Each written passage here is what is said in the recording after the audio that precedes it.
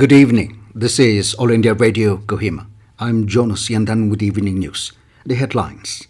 Union Minister Piyush Goyal stresses India should be number one ecosystem for startups in the world. Nagaland Deputy CM Patton encourages policemen and women to be ready to take initiatives beyond their call of duty.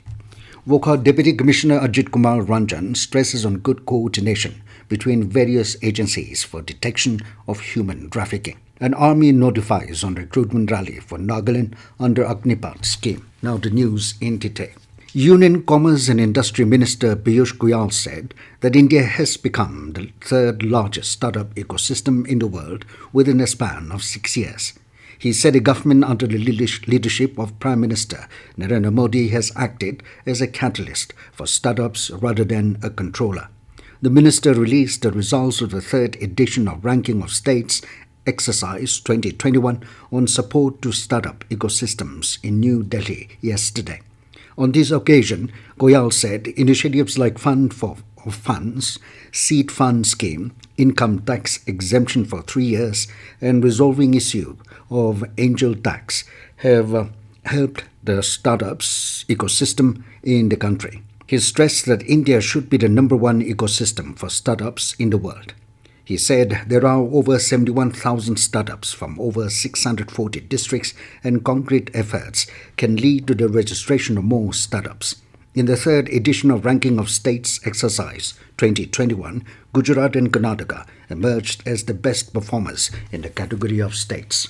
Nagaland Deputy Chief Minister Patton felicitated 5 Nagaland police escort personnel attached to him for their heroism in intercepting a truck involved in a hit-and-run case. The Deputy Chief Minister encouraged policemen and women to be ever ready to the extent of taking initiatives beyond their call of duty when situation demands.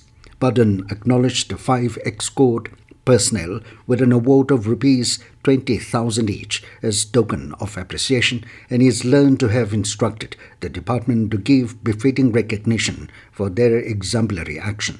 It may be mentioned that on 2nd July, a truck rammed into an eco-taxi near ICAR under ATC Medzifema subdivision and fled the spot. The accident resulted in the death of 5 persons and causing grievous injuries to 3 others. Upon reaching the site of accident, the alert escort party, who were on their way to Kohima after dropping the Deputy CM at the airport, turned back and chased down the truck after a hot pursuit and apprehended the truck driver.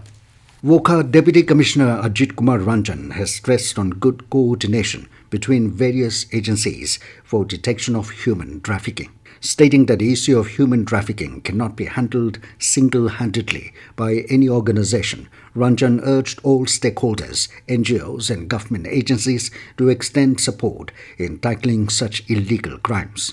The DC was today delivering the keynote address at a one-day training and capacity building program for anti-human trafficking unit and other stakeholders dealing with prevention of human trafficking and rehabilitation of victims under Wokha district. He emphasized on working out a smooth working system among stakeholders to ensure that works are done in a coordinated fashion when it comes to detection, rescue and rehabilitation of victims.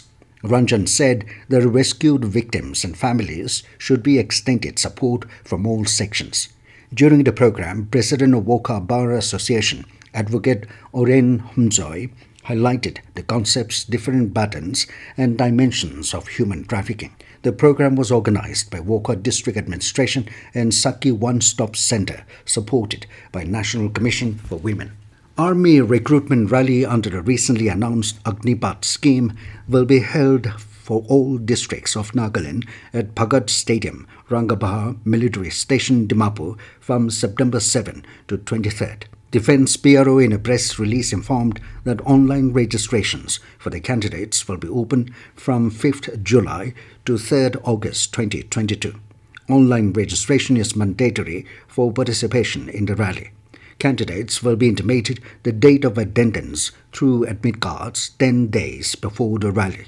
For the present recruiting year, the government has given a relaxation in age by 2 years. The The scheme also allows bonus marks for candidates who have qualification from government-recognized ITIs. Detailed notification giving out eligibility criteria and QRs are available on www.joinindianarmy.nic.in. This news comes to you from All India Radio, Kohima.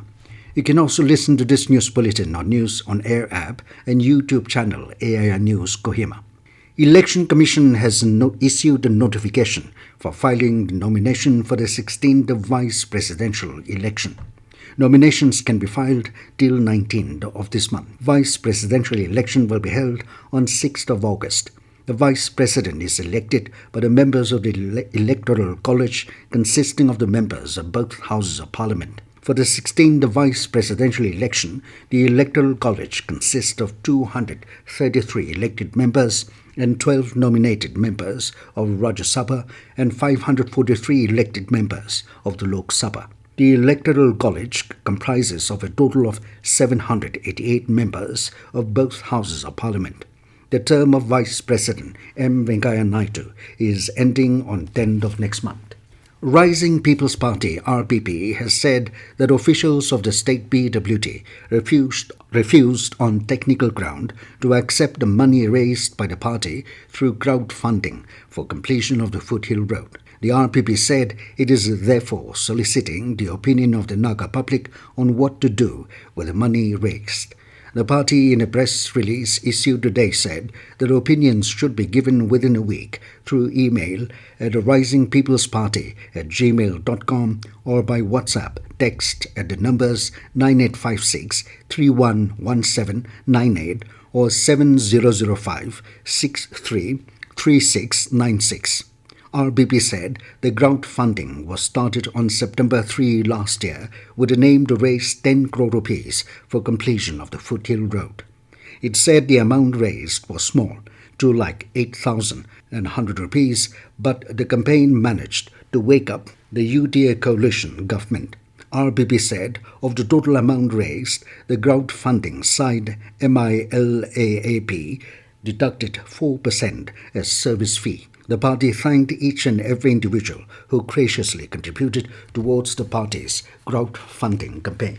Zunuburu District Administration, in collaboration with Indian Social Responsibility Network, will organize COVID-19 vaccination drive tomorrow for persons who are 12 years and above. The vaccination drive will start from 10 a.m. onwards at the office campus of the Deputy Commissioner, Zunuburu. All eligible persons have been asked to avail the opportunity. Additional District Magistrate Sipsaka, Assam, has reinforced a night curfew from 6 p.m. to 6 a.m. in the 5-kilometer belt in Assam side of Sipsaka district bordering Nagaland state with effect from 4th June for 60 days. The ADM, in an order, said night curfew has been imposed as a precautionary measure to prevent the occurrence of antisocial elements, extremist, unlawful activities coming across the Assam-Nagaland border in the belt of Sipsaka district. The order said movement of any person, group of persons, any vehicular traffic is prohibited during the period of night curfew. However, the magistrate, security personnel of Army, CRPF, police and civil officials deployed on duty are exempted from the purview of the prohibited order. External Affairs Minister Dr. S. Jaishankar has said that in the last 8 years, Prime Minister Narendra Modi always advocated for neighbourhood first policy.